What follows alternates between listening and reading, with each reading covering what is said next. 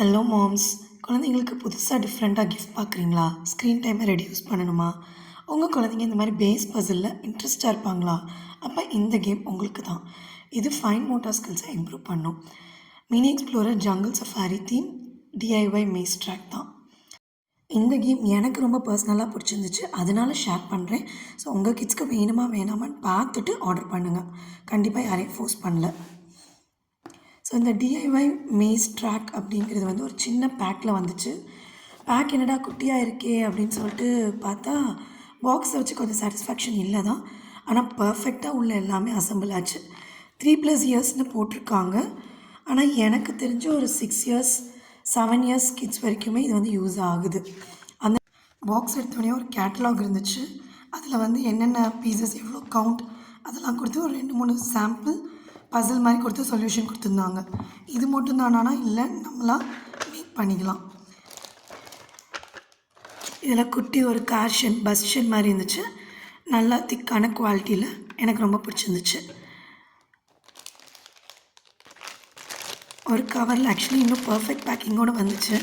இது ஏற்கனவே ஓப்பன் பண்ணி எல்லாமே செட் பண்ணி பார்த்துட்டு திருப்பி வீடியோக்காக இந்த அசம்பிள் பண்ணியிருக்கனால பர்ஃபெக்டாக என்னால் காமிக்க முடியல. பட் பாக்ஸ் வைக்கும்போது ரொம்ப பர்ஃபெக்டாக நீட்டாக ஃபினிஷ் பண்ணியிருந்தாங்க. இது எல்லாமே திக்காக நல்ல குவாலிட்டியான பிளாஸ்டிக்கில் கிட்ஸ் வந்து ஹேண்டில் பண்ணாங்கன்னா ஸ்மூத்தாக இருக்கிற மாதிரி இருந்துச்சு. இதில் வந்து குட்டி குட்டி ஸ்டிக்கர்ஸ் கொடுத்துருந்தாங்க. மரம் மாதிரி பீசஸ்ஸு, அங்கங்கே வந்து ஜிராஃப் லைன், ஒரு ஸ்டிக்கி நோட்ஸ் மாதிரி கொடுத்துருந்தாங்க. இது எல்லாமே அந்த ட்ராக்கில் நம்ம வந்து செஞ்சுக்கலாம், ப்ளேஸ் பண்ணிக்கலாம். இது எல்லாமும் நல்லா இருந்துச்சு.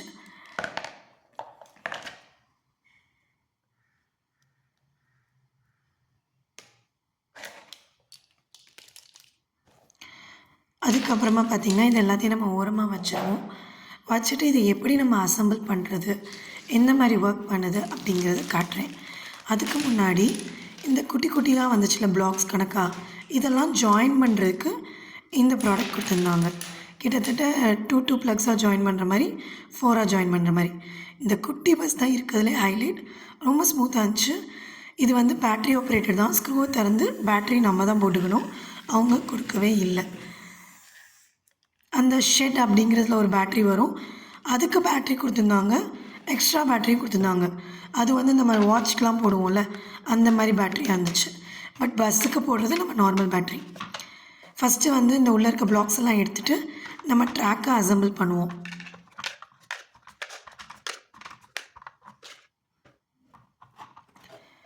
இந்த ட்ராக்கை வந்து நம்ம பின்னாடி திருப்பி வச்சு அந்த கொடுத்துருக்க பிளாக் கலர் ஆக்சசரிஸை வச்சு நம்ம என்ன செய்யணும், ஃபிட்டிங்ஸ் பண்ணணும். ரொம்ப ஸ்மூத்தாக ஃபிட் ஆச்சு.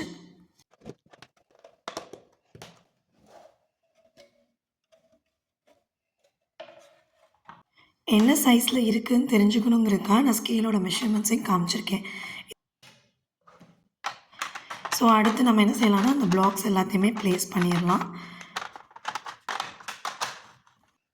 ஸோ அடுத்து நம்ம என்ன செய்யணும், அந்த ஷெட்டை வந்து ஒரு இடத்துல ப்ளேஸ் பண்ணிவிட்டு ஒரு ஸ்டார்டிங் பாயிண்ட் கொடுத்துட்டா கிட்ஸ் வந்து அந்த வே கண்டுபிடிக்கணும். இதில் ஒன்றே ஒன்று என்னென்னா, இந்த ஷெட்டோட பிளேஸ்மெண்ட் வந்து கொஞ்சம் கஷ்டமாக இருக்கும். பட் நம்ம வந்து ஒரு ப்ரெஷர் கொடுத்து ப்ரெஸ் பண்ணணும். உடையெல்லாம் செய்யாது, ஒரு சின்ன ப்ரெஷர் மட்டும் நம்ம கொடுத்து இப்போ க்ளீனாக உள்ளே செட் ஆனால் தான் இது வந்து ஒர்க் ஆகும். ஏன்னா உள்ளே ஒரு மெக்கானிசம் இருக்கும். என்னென்னா, பஸ்ஸு உள்ளே வரும்போது சவுண்ட் கேட்கும். நம்ம ஒழுங்காக ஃபிட்டிங் பண்ணலைன்னா அது ஒர்க் ஆகாமல் போயிடும். ஸோ ஸ்டார்டிங் பாயிண்ட் வந்து ஒரு இடத்துல ஃபிக்ஸ் பண்ணிட்டு இந்த ஷெட்டுக்கு நம்ம வண்டியை விடணும். இந்த பாத்வேயை நம்ம எப்படினாலும் என்ன செஞ்சுக்கலாம், டிசைன் பண்ணிக்கலாம் கொடுத்துருக்க ட்ராக்கை வச்சு. இதெல்லாம் நமக்கு பார்க்க ஈஸியாக தான் இருக்கும். கிட்ஸ் அதை யோசிக்கும் போது அந்த ஏஜ் கிட்ஸ்க்கு வந்து இது கொஞ்சம் டிஃப்ரெண்ட்டாக இருக்கும், எந்த மாதிரி ரூட்லாம் கொடுக்கலாம் அப்படிங்கிறது. ஸோ இந்த இடத்துல வந்து திங்கிங், ஹேண்ட் ஐ கோஆர்டினேஷன் எல்லாமே இன்வால்வ் ஆகுது. அதுக்கப்புறமா இதையே ஒரு ஆக்டிவிட்டியாக பண்ணுறதுக்கு ஒரு லூப் மாதிரி ஃபார்மேஷன் பண்ணவும் சொல்லலாம். இந்த லூப் ஃபார்மேஷன் பண்ணுறதுக்கு லைக் நம்ம போய் ஷெட்டில் பிளாக் ஆகாமல் சுற்றிக்கிட்டே இருக்கும். அந்த ஷெட்டில் வந்து சின்னதாக நம்மளோட அப்பப்போ ஒரு இன்ட்ராக்ட் பண்ணுற மாதிரி இருந்துச்சுன்னா அந்த டோர். ஸோ அந்த டோர் என்ன செஞ்சுக்கலாம், ஓப்பன் அண்ட் க்ளோஸ் பண்ணும்போது அது இன்னும் கொஞ்சம் என்ஜாயபிள் ஆக்டிவிட்டியாக மாறுச்சு. மொத்தத்தில் இது ரொம்ப நல்லாவே யூஸ்ஃபுல் ப்ராடக்டாக இருந்துச்சு. இதில் நம்ம டிஸ்அட்வான்டேஜ் அப்படின்னு சொல்லணுன்னா, அப்பப்போ வந்து நம்ம அந்த பாத்வே செட் பண்ணுறோம்ல, சம்டைம்ஸ் அதில் போகாமல் மாறி போவோம். அது ரொம்ப ரேர் தான், பட் அது அப்பப்போ நடக்குது. அப்பப்போ ஒரு சின்ன ஸ்டக். மற்றபடி இந்த ரேட்க்கு இந்த ப்ராடக்ட் குவாலிட்டி நல்லாவே இருந்துச்சு, யூஸ்ஃபுல்லாக இருந்துச்சு. ஸோ உங்களுக்கு இந்த மாதிரி ப்ராடக்ட்ஸ் பிடிச்சிருந்துச்சுன்னா கீழே அஃபிலியேட் லிங்க் வந்து கொடுத்துருக்கோம் டிஸ்கிரிப்ஷனில், பார்த்து பர்ச்சேஸ் பண்ணிக்கோங்க. தேங்க்யூ.